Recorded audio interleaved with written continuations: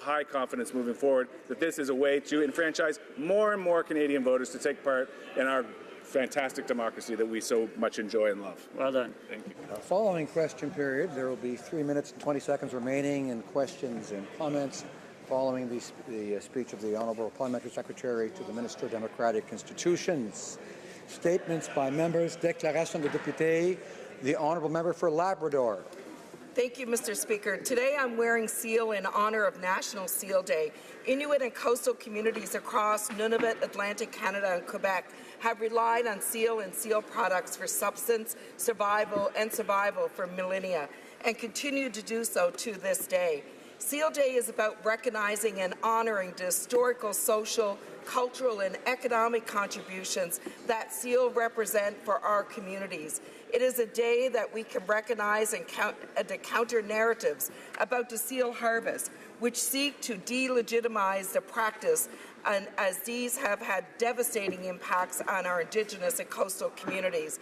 Supporting a culturally sensitive and sustainable humane seal harvest, I believe, is just one step on our path to reconciliation with all Canadians who depend upon this resource.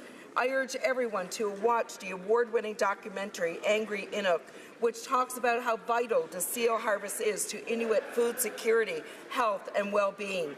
Mr. Speaker, today we will host a Seal Products Day in the Speaker's Lounge. I invite all of my colleagues to join us and also to join us tonight as we meet with the seal industry of Canada to celebrate Seal Products Day.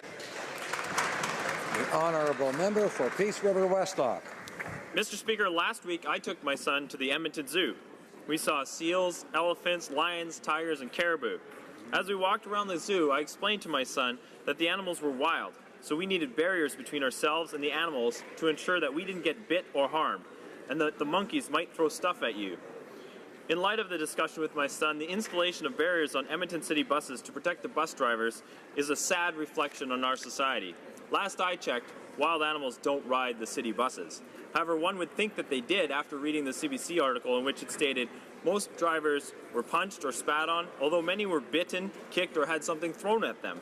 Mr. Speaker, installing plexiglass barriers is not the solution to this type of behavior. Rather, we need to cultivate a high regard for human dignity. So install the bus barriers if you must.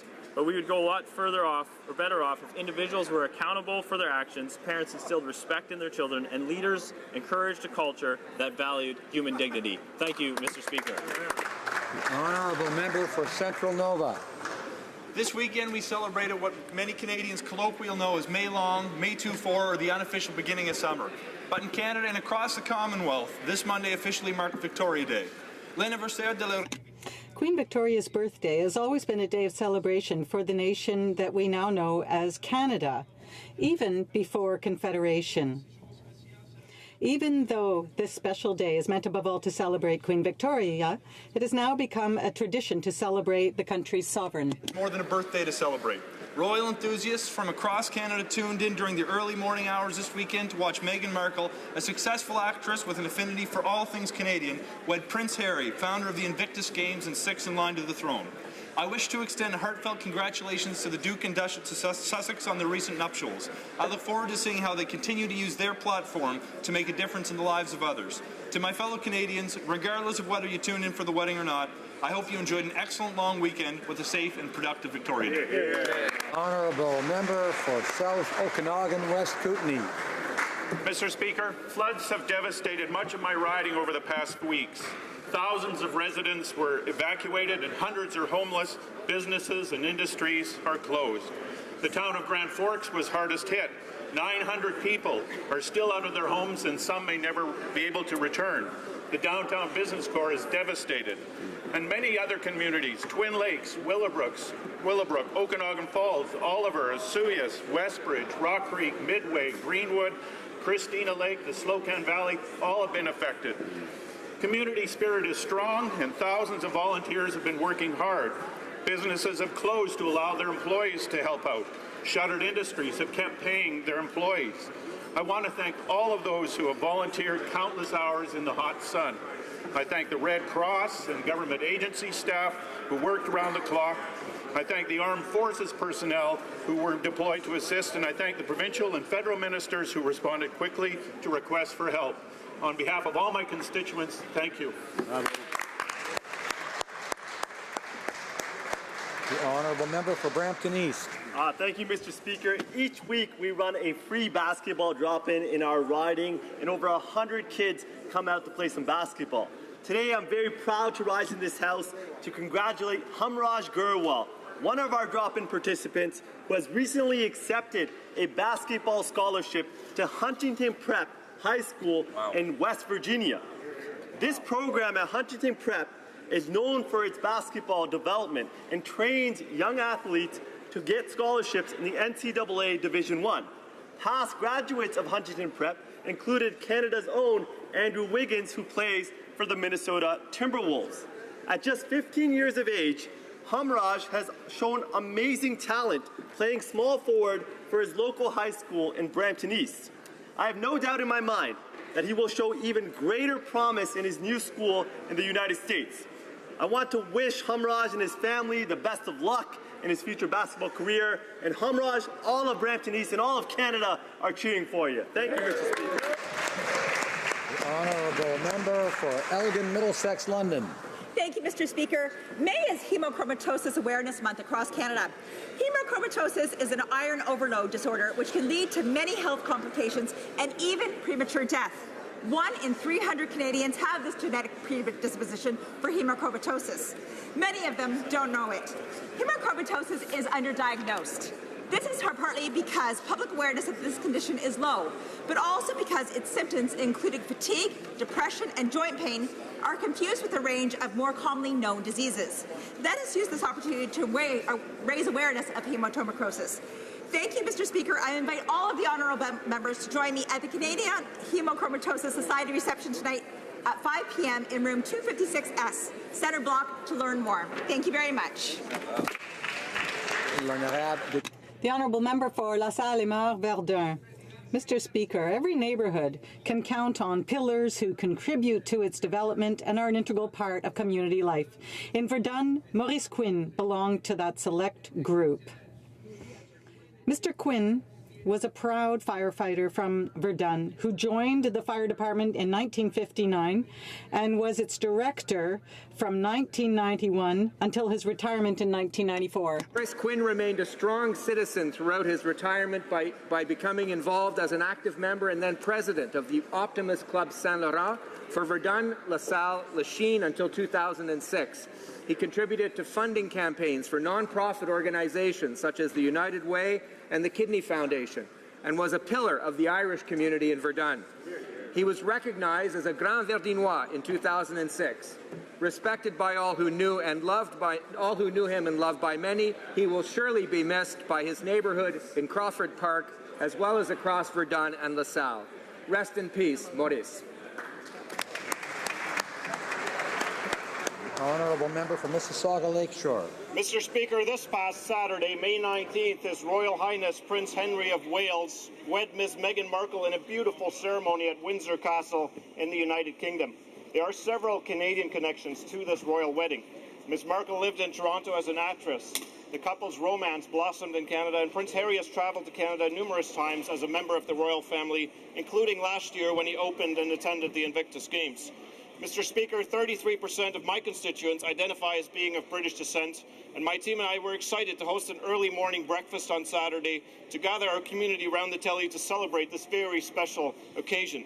It was a morning full of tea, crumpets, marmalade, and other goodies, and the wedding brought us a great sense of joy and optimism. Mr. Speaker, I call on members of this House to join the people of Mississauga Lakeshore and all Canadians in wishing the royal couple the very best for the years to come. Thank you, Mr. Speaker. The honourable member for Calgary-Midnapore. Mr. Speaker, I rise today to congratulate the recipients of this year's Tax Fighter Award. Last week, I joined the Canadian Taxpayers Federation as they honoured Tom Flanagan, Barry Cooper, Ted Morton, Rainer Knopf, and Tom Flanagan, collectively recognized as the Calgary School. The school has made an outstanding contribution to the cause of taxpayer emancipation and the broader case for limited government that underpins our freedom. For over 35 years, these individuals have worked towards the conservative goals of small and accountable government in Canada. Their efforts have transformed the historical and political landscape of not only my province of Alberta, but also our nation. As a former student of the Calgary School, I am honored to be a part of its legacy, as their commitment has inspired a generation of leaders across the country in academia, law, politics, journalism, and beyond. Thank you. The honourable member for Humber River Black Creek. Mr. Speaker, on behalf of the membership of the Canada-Taiwan Parliamentary Friendship Group, I would like to invite all members of Parliament to attend Taiwan Night this evening at the Chateau Laurier. This evening's cultural celebration will be an opportunity to recognize and celebrate Taiwan's rich and vibrant diversity, as well as a chance to build a better relationship between Canada and Taiwan. Taiwanese Canadians have contributed to the Canadian mosaic with pride and admiration, and it is important that we take time such as these to recognize the many contributions that they have made to our great country. The Taiwanese Canadian community has made tremendous advances, and I'm very proud to call many as personal friends. I look forward to seeing many of my colleagues at the Chateau Laurier tonight for a wonderful celebration.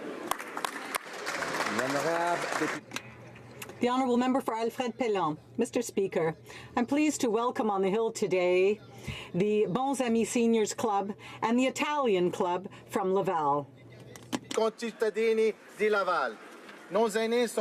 Our seniors are our heritage. They have paved a way for us that is full of hope, endurance, and perseverance. We must continue to pave this way, to take care of it, to improve it, with the same sense of responsibility, hard work, resilience, and determination, and respect for all of Canada and its values of openness, tolerance, and diversity. To the seniors of Alfred Pellan and Canada, thank you for your contributions and your sacrifices. You continue to be an inspiration for your surroundings. Per essere venuti a trovarmi qui a Ottawa. Buon ritorno. Merci. Thank you. Honourable Member for Chilliwack Hope. Mr. Speaker, I rise today to celebrate Canada's top Junior A hockey team, the 2018 RBC Cup champion Chilliwack Chiefs.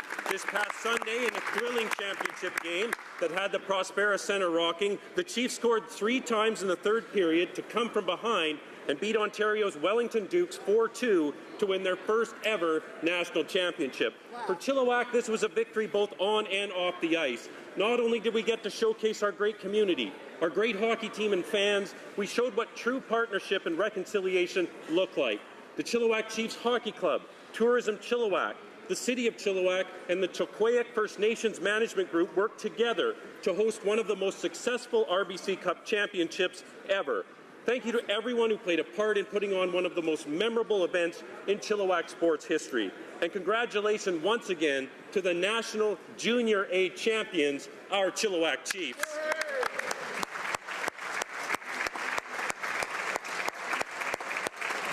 The Honourable Member for Toronto Danforth. Le 17 Mai. On May 17th, people throughout Canada and the entire world honored International Day Against Homophobia, Transphobia, and Biphobia. The choice of May 17th to celebrate this day is no coincidence.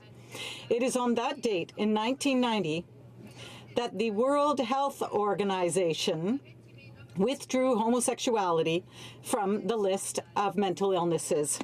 Our Prime Minister stood in this place and made an apology to members of the LGBTQ2 community who had suffered from discrimination. As our Prime Minister stated on that day, discrimination and oppression of LGBTQ2 Canadians will not be tolerated anymore.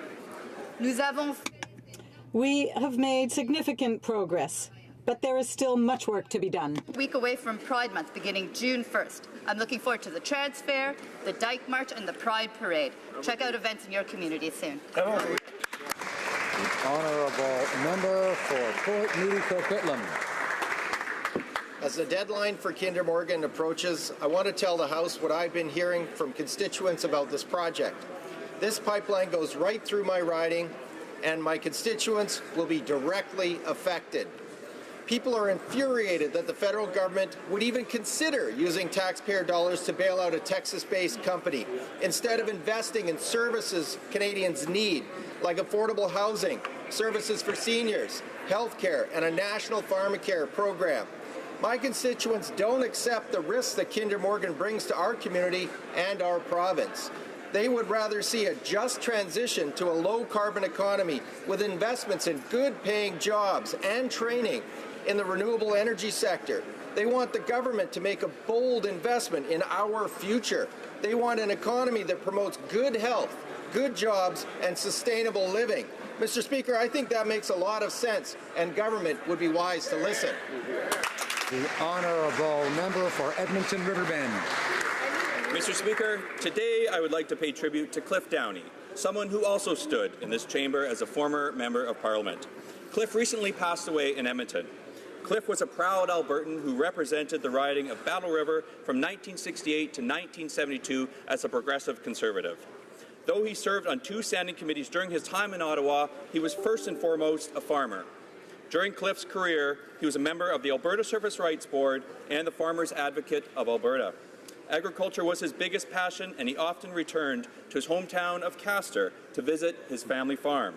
His smile was his trademark, and he was always a man of his word. Mr. Speaker, Cliff was a great mentor to many people, including me, and those of us involved in politics in South Edmonton. I want to recognize that service to Alberta. I also extend my sincere condolences to his wife Frances, his 8 children, his 16 grandchildren, and 10 great-grandchildren. He will be dearly missed.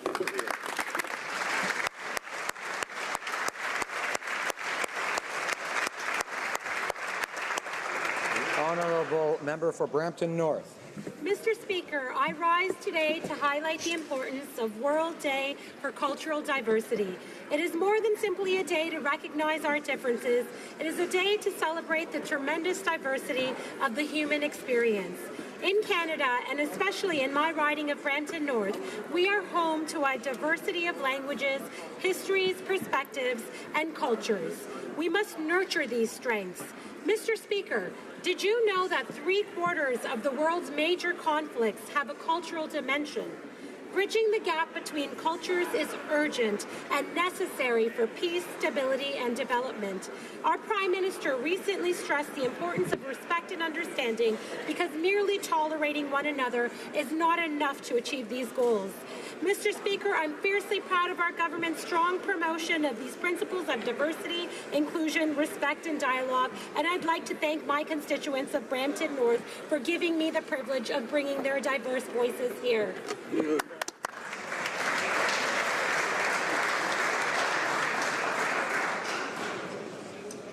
Oral questions, questions orales. The Honourable Leader of the Opposition.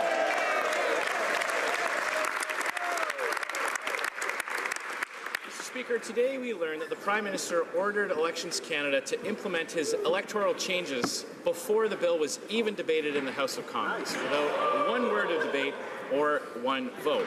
Now, if that's not trying to rig the rules in his favour, I don't know what is. So why is the Prime Minister ignoring Parliament in trying to ram through his preferred electoral system changes? The Honourable Prime Minister. Mr. Speaker, the Elections Modernization Act is a large step forward in our government's commitment to improve and strengthen our democratic institutions. We are reversing the changes brought in by the Harper Conservatives that made it harder for Canadians to vote. This legislation ensures that more Canadians are engaged, help protect the integrity of our electoral system, and gives Canadians more information as to what political parties do with their personal information. We committed to reversing the Harper Conservatives' unjust changes to the Canada Elections Act, and that is exactly what we're doing. The Honourable Leader of the Opposition. No one believes that the Prime Minister claims that he has taken action to limit government activity in the pre-election period. Spending announcements will not be limited. Ministerial travel will not be limited. What he is doing is limiting the ability of opposition parties to engage with Canadians while refusing to apply those same restrictions to his own government. If the Prime Minister wants to fix this, he has only one choice. Will he commit today to banning all ministerial spending announcements, travel and advertising during the entire pre-writ election period? I honor the Prime Minister.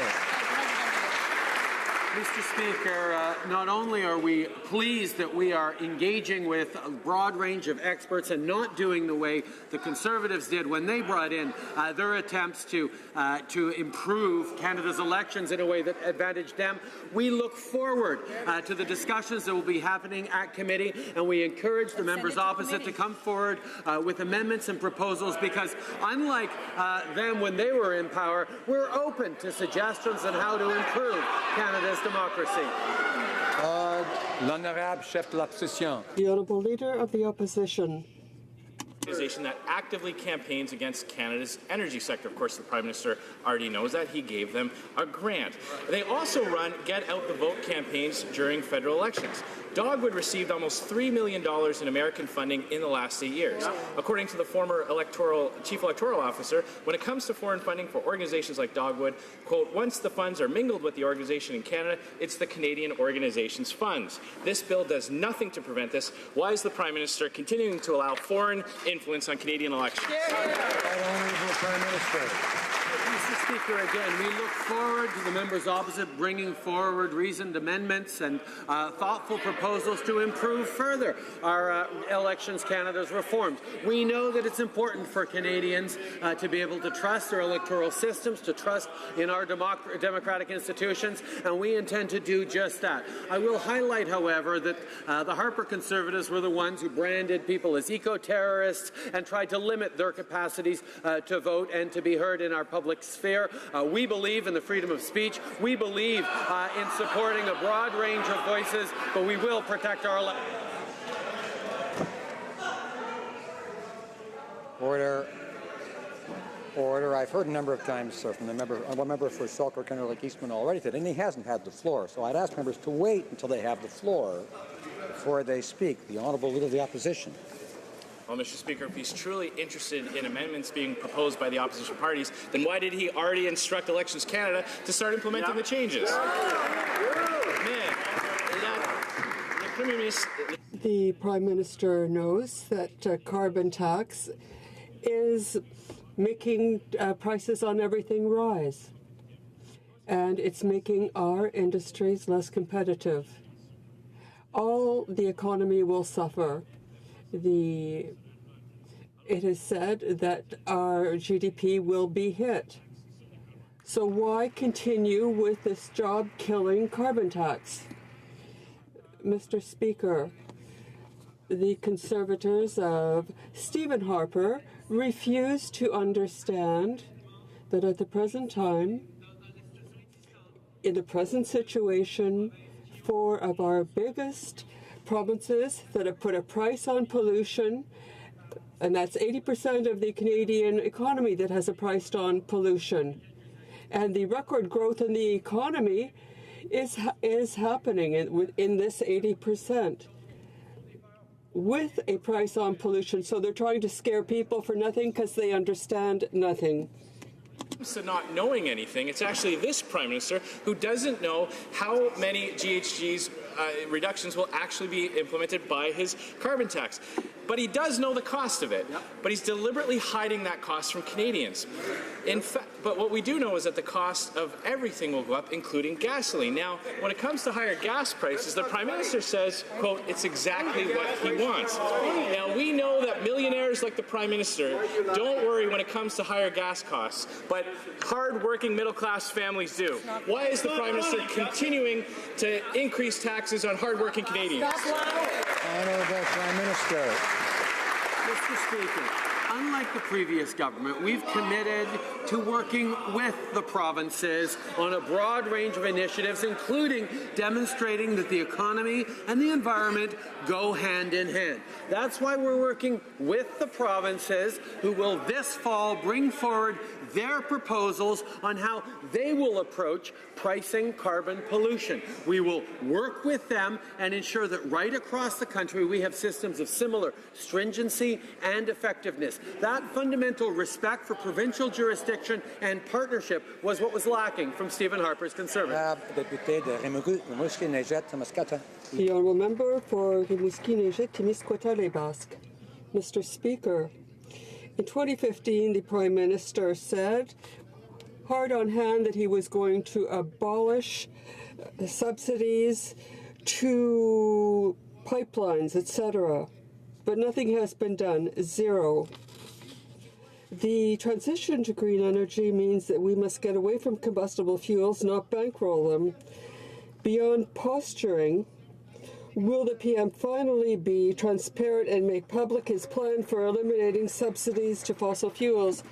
Mr. Speaker, what we promised Canadians was that we would build a strong economy while protecting the environment and generating jobs and making sure that future generations would be able to breathe pure air and drink fresh water and live in a clean environment. That's what we intend to continue to do. And contrary to the NDP, we understand that in order to create good jobs and to create this transition to a low-carbon economy and protect the economy, these are things that go together. The Honourable Member. Mr. Speaker, Rachel Notley's NDP government and the NDP government in British Columbia have accepted their electoral promises, but this Liberal government can't. They did promise Canadians to eliminate these subsidies. But now look at their policies with respect to Trans Mountain. We don't know how much will be invested, $1 billion, $2 billion, $3 billion. This government refuses to set a ceiling. So how can this government say that how much it will indemnify Kinder Morgan for? Mr. Speaker, we're not going to negotiate in public. We want to make sure that this project, which is in the national interest, go forward. It's good for our economy, but it's also important because these things go together. A strong economy and the protection of the environment. We want a national price on carbon. We want a price on pollution. We want to protect our shorelines. We want to do what's necessary to create economic growth and protect us from pollution. Machine and go back to an era the Liberals would find strange and unfamiliar. When was this mysterious time? October 2015. That's when the Liberals were just elected on several forward-looking environmental promises. Jump back to today, and the government appears to have rigged the review with Kinder Morgan, failed to end fossil fuel subsidies, and instead are now offering billions more in support to a Texas oil company. Canadians are wondering, when will the Liberals go back to the future? Right Honourable Prime Minister. In the 2015 election campaign, we did what the NDP didn't do. We promised to invest in Canadians. We promised to invest in the middle class and those working hard to join it, while they committed to balancing the budget at all costs, including through cuts. We knew that Canadians needed investments to be able to grow the economy and to be able to protect the environment, and that's exactly what we did. And on the TMX process, I'm happy to correct the member opposite. We actually strengthened the review process, added more consultation with Indigenous peoples, and involved more science and citizens. That's what we committed to Canadians. That's exactly what we're doing. Honourable Member for North Island Powell River. Well, Mr. Speaker, that's the reason that so many Indigenous communities are in court and so many people are protesting this. The Liberal plan to indemnify Kinder Morgan against losses means Canadians will be on the hook for billions of dollars. The government is trading private profit for public risk. And to make matters worse, the Liberals won't even put a cap on how much Canadian money they're willing to give to this Texas oil company. The sky is obviously the limit. How is it possible that this Liberal government can find billions for Kinder Morgan shareholders but can't find the money or commitment to end boil water advisories in Indigenous communities in this country? Honourable Prime Minister. First of all, Mr. Speaker, I'm happy to report that we are fully on track to ending boil water advisories across Canada and Indigenous communities. But my question for the member opposite is, why doesn't she listen to Indigenous voices? Why doesn't she listen to the Indigenous communities that have expressed their support for the Trans Mountain expansion? Why don't they listen to Indigenous communities that dare have differences of opinion from what the NDP, actually the NDP here, actually thinks? Because we know the NDP elsewhere can have different perspectives. We ask them to actually respect the broad range of voices. The honourable member. Order, please. The honourable member for Louis Saint Laurent. Thank you, Mr. Speaker. There are things we know and things we don't, Mr. Speaker. We know that there will be this carbon tax has really put the brakes on the economy. What we don't know is how much it will cost taxpayers, and we don't know what its effect will be on greenhouse gases. No answer from the Prime Minister. How much will it reduce greenhouse gases? The Honourable Minister of the Environment. Mr. Speaker, what we know is that climate change is real, and we know that a price on carbon works. If we look at British Columbia, they've been able to reduce their greenhouse gases and grow their economy. And now, 80% of Canadians are living with a carbon tax, Quebec, British Columbia, Ontario, and Alberta, and their economies are growing the fastest. So we're going to continue to deal with climate change. The Honourable Member for Louis Saint Laurent. Mr. Speaker, what we know is that the Liberal Party is refusing to tell Canadians how much this carbon tax will cost. In the Globe and Mail, said that those who don't agree with the Liberal government, well, they just don't get answers. There was an association of insurance companies who got an answer from an assistant to the Minister of Finance, and they said, stop playing around with us. Come and testify in committee instead of making us talk to senators. Now, will you finally come clean with Canadians? The Honourable Minister of Finance. Well, I'd like to tell my colleague that this is not accurate. There's never been a group of an interest group or an individual who's been told that they have to appear before a committee or deal with parliamentarians. We are open and ready to engage with all Canadians, all stakeholders, in order to hear a variety of points of view. Today we learned that a Fisheries and Oceans memo from 2016 revealed that the carbon tax will, quote, degrade our fishing sector. It'll mean that fishing families who are trying to earn a living doing difficult work already will have to pay more and more to fuel their vessels, and that this will put them at a competitive disadvantage with other countries around the world. How much will this new national Liberal carbon tax cost the average Canadian fishing family? Minister of Environment. Thank you, Mr. Speaker. We have been a strong supporter of fishermen and women across the country. When we look at putting a price on pollution, provinces are the ones taking a leadership role. If you look at the context of BC, the fishing industry has grown. While there's been a price on pollution, emissions have gone down and the economy has grown. That is exactly what we want to do, but it's up to provinces to determine how to address any concerns they have, including in the fisheries sector. The Honourable Member for Carleton. The question was how much the carbon tax would cost the average Canadian fishing family. No answer. The carbon tax cover-up continues. The government admits that gas prices will go up at least 11 cents a litre, that it will cost, on average, about $200 more for Canadians to heat their homes. Other costs, like higher grocery bills, will also cascade throughout the economy, according to a memo by Finance Canada. So will the government end the carbon tax cover-up now and tell us how much will this tax cost the average Canadian family? Honourable Minister of the Environment. Mr. Speaker, I will try explaining again. Right now, 80% of Canadians live in a province where there's a price on pollution, a price that has been put there by the provinces. Ontario, Quebec, British Columbia, and Alberta. They are the ones responsible for the revenues. They can return the revenues directly, as some of them are doing, like British Columbia, in tax cuts.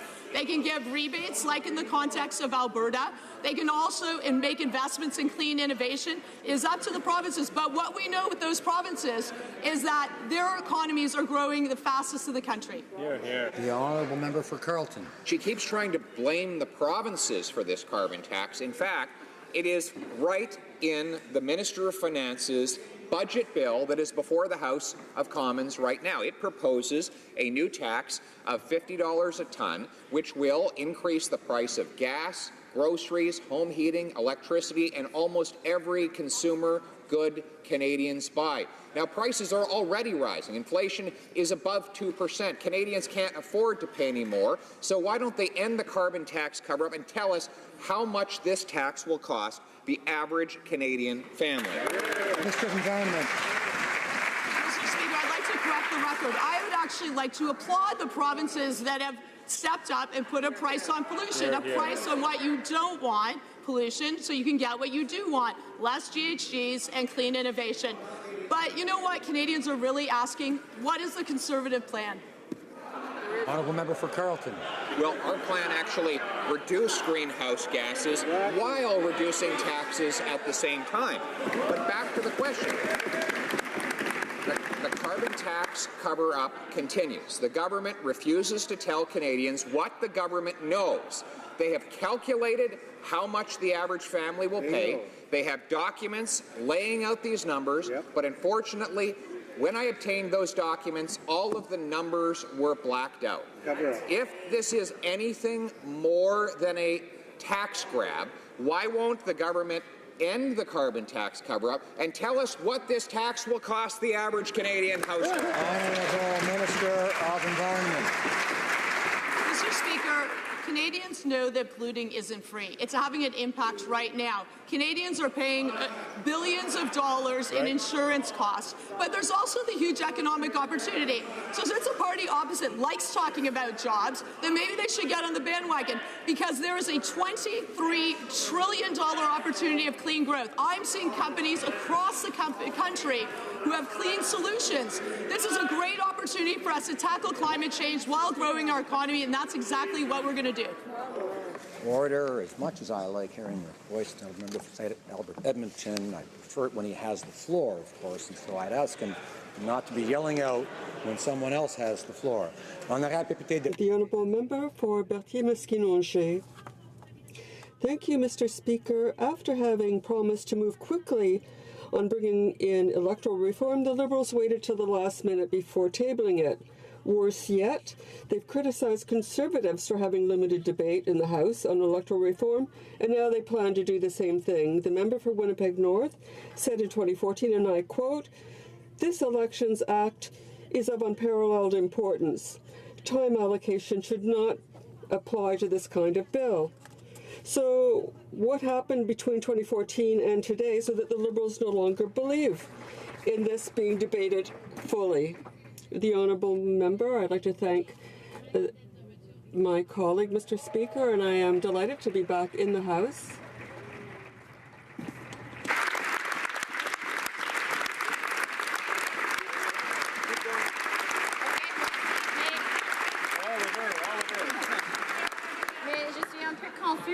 Yes, I'm rather confused because we didn't limit debate on this important act.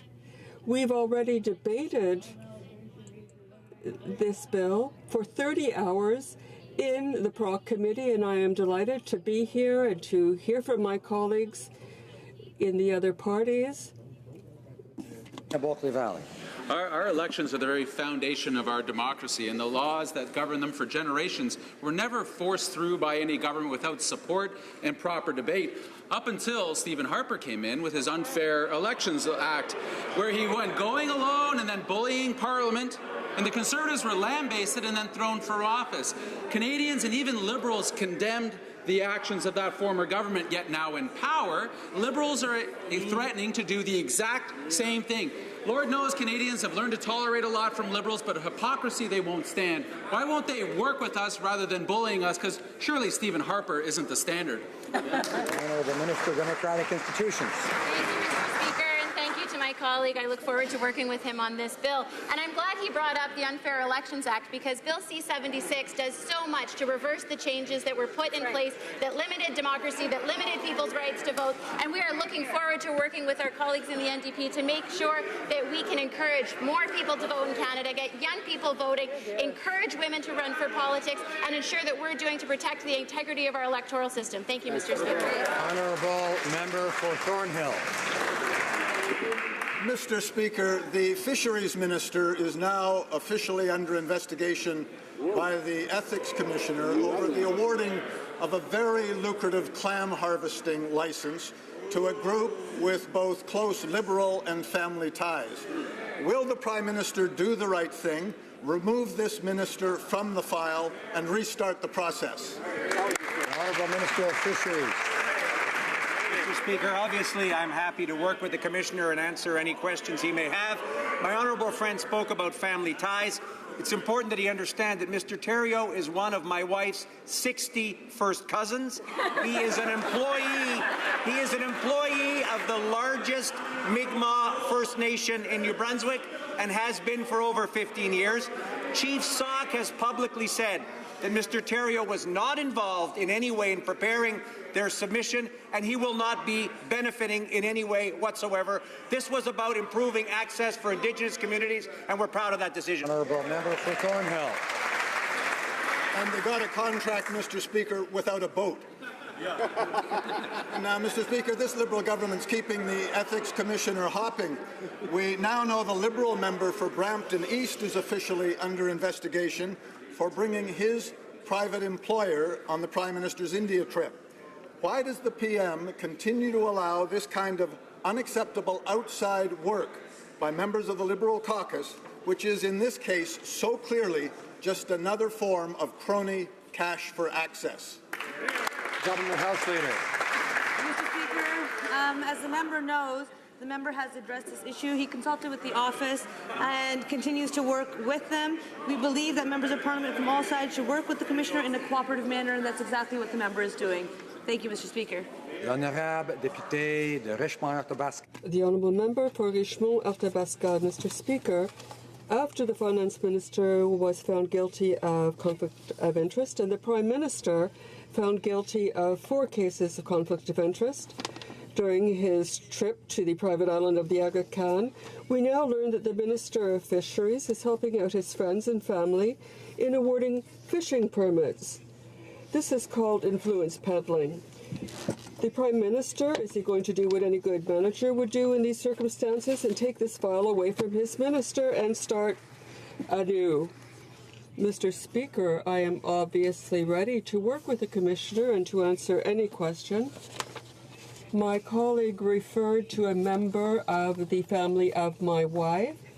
I should specify that he is one of the 60 first cousins of my wife and is also a member of the Mi'kmaq Nation, a chief who said publicly that he did not take part in preparing the Five Nations statement and that he will not profit in any way from the process. The Honourable Member. Mr. Speaker, the problem is that this is not an isolated case. I repeat, the Minister of Finance, the Prime Minister, the Minister of Fisheries and Oceans.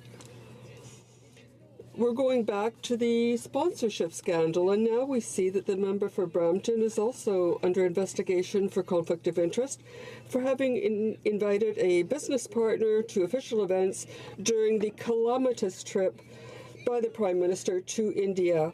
Will the Liberal government respect the most elementary rules of ethics and conflict of interest? The Honourable Member. With respect to this file, the Honourable Member has been in contact with the Ethics Commissioner and will be ready to cooperate and follow her advice, ready to work with the Commissioner, and in respect of this work, we will respect their work in Parliament. It's you, Mr. Speaker, over the weekend, Saudi Arabia arrested 7 women's rights activists, some of whom visited here in Ottawa for the One Young World Summit in 2016. As Canada continues to ship arms to Saudi Arabia, and as this government appears to be celebrating its Canada-Saudi Arabia relationship, who's defending human rights in Saudi Arabia? Is there anyone on the Liberal side who will speak up for the rights of women, Saudi women, and to live without fear of this government? Honourable Minister of Foreign Affairs. I'd like to say to this House and to the honourable member, Mr. Speaker, that yes, there is. I'm prepared to speak up for Saudi women, and I think our entire government is. We are extremely disappointed by the arrest of civil society and women's rights activists in Saudi Arabia. These arrests are inconsistent with the Saudi government's stated commitment to create a more tolerant and open society, and I raised our human rights concerns directly with the Saudi foreign minister in Bangladesh earlier this month. We will always promote the rights of women and girls. Député de Laurier-Sainte-Marie. The honourable member for Laurier-Sainte-Marie. Mr. Speaker, last week, after the Israeli army killed more than 60 Palestinians and injured thousands others, including a Canadian doctor, the Prime Minister finally called for an independent investigation into what happened in Gaza. On Friday, his ambassador in Geneva opposed a UN resolution establishing an independent investigation. So, which is it, Mr. Speaker? Does the PM support an independent investigation into the violence in Gaza or not? Yes. Honourable Minister of Foreign Affairs. Mr. Speaker, we were very clear. Canada is an unfailing friend of Israel.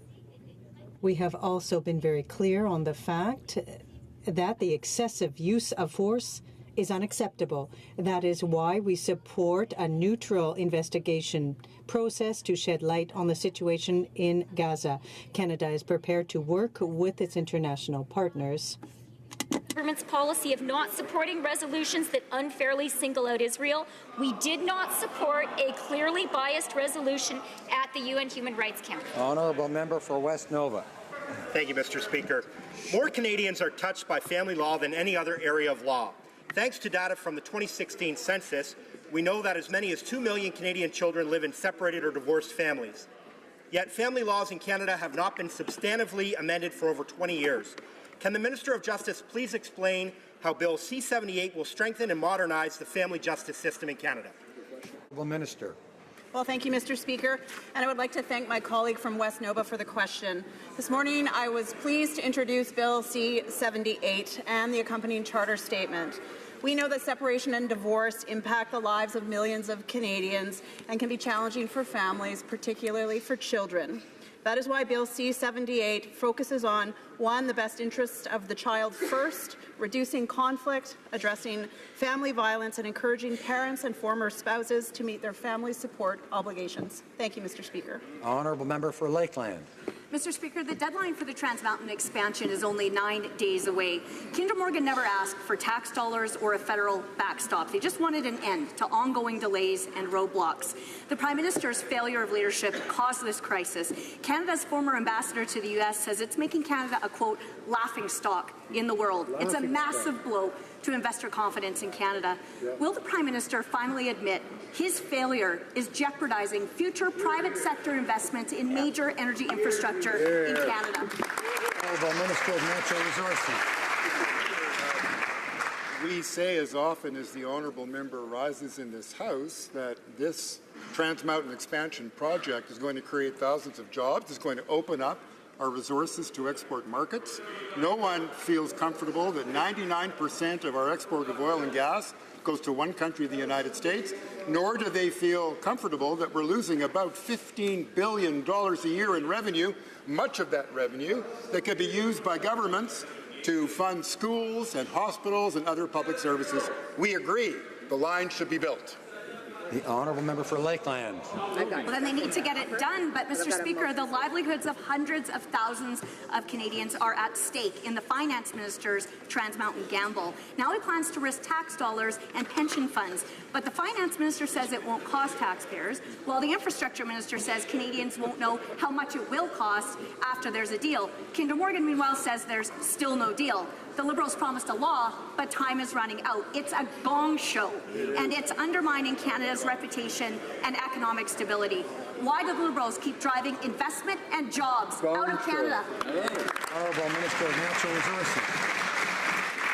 Mr. Speaker, the gong show is that member stands up and after 10 years of failure, not 1 kilometre of pipe to Tidewater to export markets, while the environmental record is poor, the worst economic record for Canada since the Great Depression, some gong show. Order. The honourable member for Foothills. Mr. Speaker, Canadian farmers want to know why the Liberals forced them to suffer through a debilitating grain backlog. For more than a year, Conservatives offered options to get grain moving, but the only action the Liberals took was to delay their own bill. And now the Agriculture Minister has admitted that C-49 will not solve all the problems our farmers are facing. No own motion powers and no true extended interswitching. Why is the Minister of Agriculture not fighting for the provisions in C-49 that our farmers are asking for so they don't have to face this crisis again? Honourable Minister of Transport.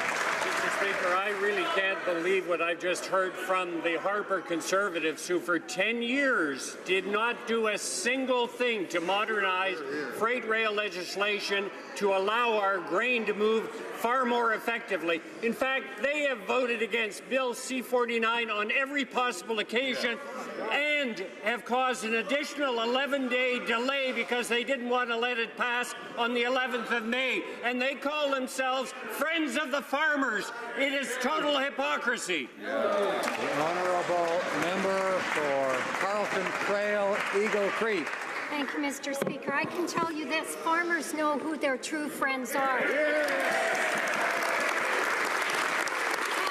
shippers in the Maritimes are feeling shortchanged by this Liberal government. The Minister of Transport claims his new long-haul interswitching remedy is key for captive shippers in Canada, but is not extending it to New Brunswick and Nova Scotia. Yet, all of the Liberal MPs from those provinces haven't said a word. Why is this Prime Minister treating captive shippers in the Maritimes so unfairly? Minister of Transport. Mr. Speaker, Bill C-49 is a very well-balanced bill, and if you look at it and understand it in detail, 90% of the measures are to give shippers an advantage. This is very clear. The Harper Conservatives have obviously not taken the time to read this bill in detail, because if they did, they'd also know that Canadian shippers and grain shippers fully understand the value of this bill, which will change things that should have been done decades ago. Honorable Député. The honourable member for Salaberry-sur-Roi. Mr. Speaker, several groups of young people, including the Canadian Federation of Students, are calling for an end to interest rates on student debt. While it's refused to attack tax havens and given blank checks to Kinder Morgan, the government has earned $662 million in interest on the backs of students in 2016-2017. Why are we helping multinationals instead of young people? That's a bit absurd. In 2011, the government waived interest rates for part-time students. Will the Minister for Youth today waive interest payments on loans for all students? The Honourable Minister. Canada's prosperity depends on Canadians getting the education that they need to succeed, and unlike the opposition parties who campaigned on cuts, in fact, our government is investing in Canadians, and that's why we've increased the amount of support for Canada student grants by 50%. That's why we're ensuring that no student has to repay their Canada student loan until they make a minimum of $25,000 a year, that we've expanded Canada's student grants and loans for part-time students, for students with dependent children, and we've launched Skills Boost, which allows older students to access Canada's student student loans and grants and get the support that they need to join the workforce. We're making post-secondary education more affordable for all Canadians, Mr. Speaker. Honourable member for Timmins, James Bay. Speaker, elected office isn't all that complicated. We're there to put the interests of the public first, but the Liberals treat it like an exclusive clam bar for their pals and their friends. Let's look at the investigation into the Minister for Fisheries and Oceans, who has his hook in a deal that smells fishier than, I don't know, a Liberal at low tide. Now, I've seen a lot of political red herrings over the years. I'm asking the Minister to stop floundering around like some kind of fish in a suit and come clean about that fishy surf clam quota deal, please. Honourable Minister of Fisheries. Mr. Speaker, you would have thought that Brian Tobin or John Crosbie were back in the House of Commons. I want to congratulate the honourable member for those series of words. Mr. Speaker, obviously we're happy to cooperate with the Ethics Commissioner and answer any questions he may have. Our government believes that increasing Indigenous participation in offshore fisheries is a powerful opportunity to advance reconciliation. We created a process to consult industry and Indigenous communities, and we, Mr. Speaker, went to the next steps with a proposal that we think offered the best economic opportunities for Indigenous communities. The honourable member for Charlebourg, Haute-Saint-Charles. Mr. Speaker, several border agents have been transferred from the Toronto airport to go and manage the crisis of asylum seekers in Saint-Bernard-de-la-Colle. And the Conservative government had increased frontline officers by 26%. If the government really wanted to resolve the crisis, he would have at least withdrawn the tweet where he invited the entire world to settle in Canada. What will he say to Canadians for whom it takes longer to deplane in Toronto because the border officers had to be moved to resolve the crisis that his government created? Mr. Speaker, the reports upon which that question is based are mistaken. CBSA resources at Pearson International Airport are up by 6% over the past 2 years, and seasonal hirings for this summer are already up by a further 26%. Our service standard objective is to have passengers cleared in 20 minutes, and our determination is to meet that standard 95% of the time. The honourable member for Calgary Nose Hill. But the Prime Minister is diverting over 800 border agents to prioritize processing for illegal border crossers. Officials say that those legally returning to Canada from family vacations or entering for business trips can expect long delays at the customs line. So while Conservatives increased frontline border guard positions by 26%, Liberals are sending those resources to welcome those who are illegally entering Canada. When will the Prime Minister close the loophole in the Safe Third Country Agreement? Honourable Minister of Public Safety. Mr. Speaker, the people running CBSA and the RCMP and CSIS and our other security agencies did an extraordinary job last year in managing their resources internally to cope with an unusual situation.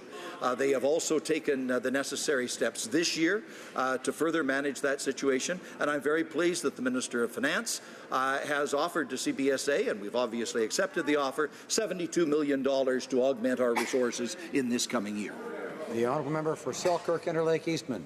Mr. Speaker, terrorist Abu Huzaifa has admitted to authorities, the CBC, and the New York Times that he left Canada to join ISIS.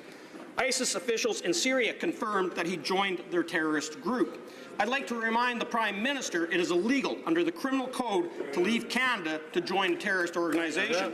It's illegal to be trained as a terrorist, and it is illegal to be an ISIS enforcer and executioner. Abu Huzaifa is the worst of the worst and committed war crimes. When will the Prime Minister finally take action, put public safety first, and arrest this terrorist? Honourable Minister of Public Safety. Mr. Speaker, Canada's police and security agencies work to the highest professional standards every day to keep Canadians safe. That's true in this case and in every other case. With respect to terrorist travelers returning to Canada, our priority is to investigate, arrest, charge, and prosecute. Operations are active and ongoing, and obviously we don't broadcast our plans to suspects so they can know what our tactics are. I would note, Mr. Speaker, that under the Harper government, some 60 terrorist travelers returned to Canada. Not one was charged.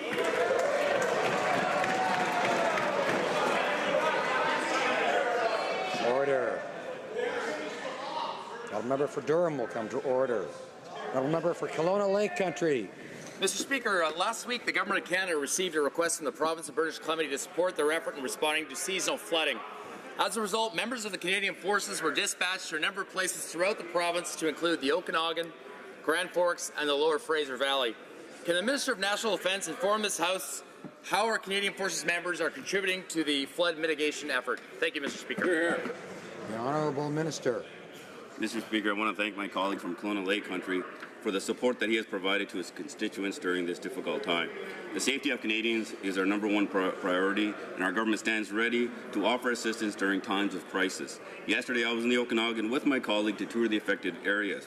I also met with some of the 600 outstanding Canadian Armed Forces members on the ground to thank them for their help with the evacuations and sandbagging. We are focused on helping residents, and we will stay in the region as long as we are needed. Thank you, Mr. Speaker. The Honourable Member for Lévis-Lotbinière. Mr. Speaker, it would seem that 6 employees from the PMO must really have needed to have been wide awake at a convention in London to spend almost $600 on coffee. You'll agree that it's nothing new to see the Liberal Party spend taxpayers' money recklessly, but Canadians are entitled to an explanation. Mr. Speaker, how exactly did the government succeed in spending $600 on coffee for 6 people? The Honourable Government House Leader. Coffee my colleague mentioned was purchased for the members of the media who were covering the cabinet retreat. A clerical error was made in the proactive disclosure process, and that is currently being corrected. Thank you, Mr. Speaker. The Honourable Member for Longueuil-Saint-Hubert. Mr. Speaker, now normally I don't get involved in relations between broadcasters and Quebec's production houses, but because the Minister of Heritage is the one who cooked up in the greatest of secrecy the deal with Netflix, I wonder if she's satisfied with her favourite partner's approach, because convincing Anglophone bosses, Americans, of the relevance of stories in French in Quebec and doing so in English is like a return back to the 1950s. Is this a type of colonialism that was blacked out in the Netflix agreement that the government's been hiding from us for all these months? The Honourable Minister. Mr. Speaker, the government understands the importance of supporting our creators and artists, and it's important to focus on content. Accessing content has changed. That's why we have invested some $3.2 billion. We will continue to modernize legislation, the Broadcasting Act, among others, to better support our artists in this digital era. The investment in Netflix is a transition one. It's a 5-year investment that will assist over 5 years as we modernize our programs and legislation. The Honourable Member for Pierrefonds-Dollard. Mr. Speaker, last week Montreal hosted the Social Policy Forum and Ministerial Meeting for the OCDE.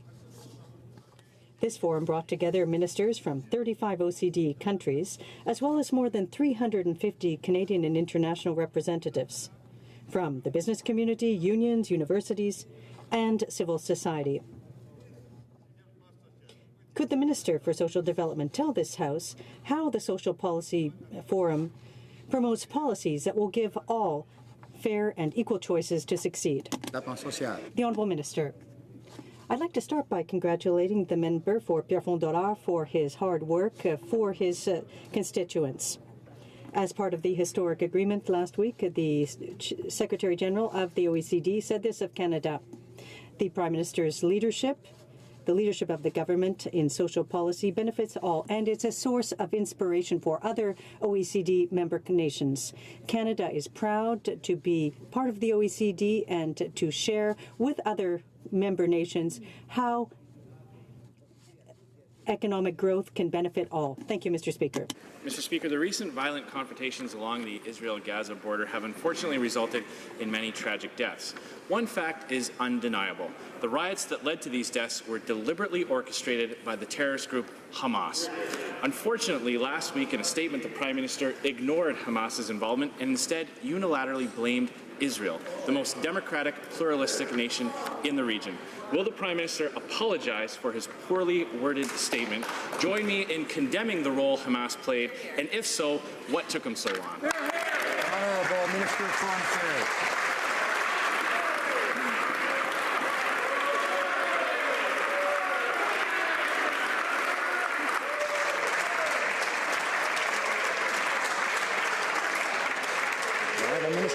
Affairs. Order. Mr. Speaker, Canada, and I am sure all Canadians, deplore the violence in Gaza that has led to a tragic loss of life and many injured people. Reported use of excessive force and live ammunition is inexcusable.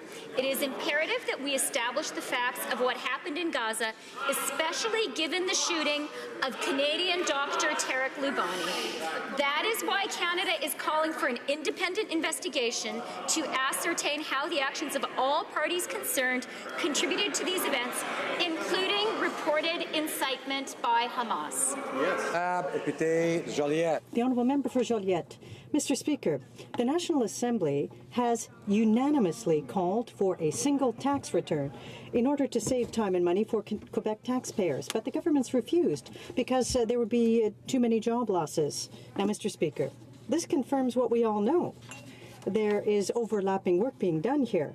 It costs $500 million. $500 million for taxpayers without taking into account the $150 that Quebecers pay to produce an unnecessary second return. That's enough waste. Will the government allow Quebec to collect all taxes? The Honourable Parliamentary Secretary. Ensuring Canadians receive the best possible services from the agency is a priority for us. The agency has more than 4,700 employees in Quebec and is an important economic engine in cities such as Jonquière and Shawinigan. It currently collects taxes from all provinces, territories, and many Indigenous governments. Our government is putting a number of measures in place to facilitate tax filing for all Canadians. We are always open to working with Quebec government to ensure that services offered to Quebecers. Thank you, Mr. Speaker. The Honourable Member for Joliette. Mr. Speaker, we know the Liberals aren't concerned about spending. $500 million to pay for a duplicate service is a waste of money, and it's also a waste of staff. The minister could, for example, lend those employees to the pay service. They appear to need help with Phoenix. Or she could have them investigate companies that are cooking up schemes to hide their money in tax havens. Or she could ask them to register our most vulnerable seniors for the GIS. Why is the minister so bent on throwing this money out the window against Quebec's unanimous will? Secretary to the Minister of National Revenue. Mr. Speaker, as I just mentioned, ensuring Canadians receive the best possible services from the agency is a priority for us. The agency has more than 4,700 employees in Quebec and is an extremely important economic engine in cities such as Jonquière and Shawinigan. It currently collects taxes from all other provinces, territories, and many Indigenous governments. Our government is putting a number of measures in place to facilitate tax filing for all Canadians, Mr. Speaker, and we're always open to working with the Quebec government to improve the services offered to Quebec people. Honourable Member for Regina Louvain. Mr. Speaker, last week the government announced that it will indemnify the Trans Mountain expansion. Kinder Morgan had contracted to build most of the project using steel pipe manufactured in Regina, which is cleaner and safer than offshore steel. To support Canadian jobs, will the government make its indemnity conditional upon any potential investor in Trans Mountain upholding the existing commitment to use Canadian-made steel? Honourable Minister of Natural Resources. Mr. Speaker, as the honourable member knows, the contracts have already been awarded, and this is very important for Canadian industry, but particularly important, I might say, for his home province of Saskatchewan and the city of Regina. We're very pleased that the economic development benefits for this project will extend right across the country, and notably in Regina and in Saskatchewan. Comme il est 15 heures. It being 3:09 p.m., the House will now proceed to the taking of the deferred recorded division on the motion to concur in the 15th report of the Standing Committee on Citizenship and Immigration. Call in the members.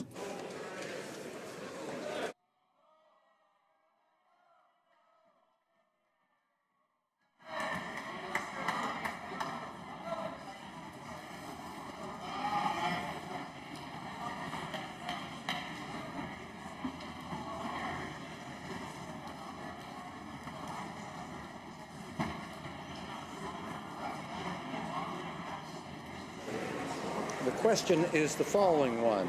Ms. Kwan, seconded by Ms. Blaney, North Island Powell River, moved that the 15th report of the Standing Committee on Citizenship and Immigration, presented on Wednesday, December 13, 2017, be concurred in. All those in favor of the motion will please stand. Please rise. Monsieur Trudeau. Mr. Trudeau. Mr. Hare. Mr. Hare. Mr. O'Regan. Mr. O'Regan. Mr. Sargent. Mr. Sargent. Mr. Goodale. Mr. Goodale. Madame Joly. Madame Joly. Monsieur Champagne. Mr. Champagne. Ms. Freeland. Ms. Freeland. Monsieur Leblanc. Mr. Leblanc. Ms. Chager. Ms. Chager. Ms. Qualtrough. Ms. Qualtrough. Mr. Bryson. Mr. Bryson. Ms. Wilson-Raybould. Ms. Wilson-Raybould. Mr. Macaulay Cardigan. Mr. Macaulay Cardigan. Mr. Hussain. Mr. Hussain. Ms. McKenna. Ms. McKenna. Mr. Baines. Mr. Baines.